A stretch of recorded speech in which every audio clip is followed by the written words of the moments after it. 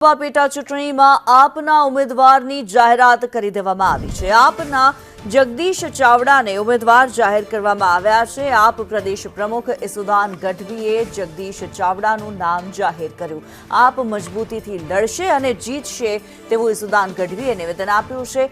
કડી અને વિસાવદરની જનતા આપ સાથે હોવાની વાત પણ ઈસુદાન ગઢવીએ કરી।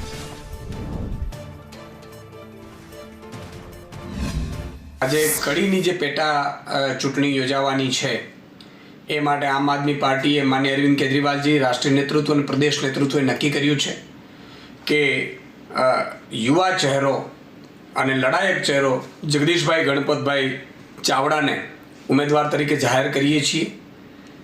કડી વિધાનસભામાં તેઓ કડી સહિત આખા ગુજરાતના સર્વ સમાજના લોકો માટે એમણે અવાજ ઉઠાવ્યો છે।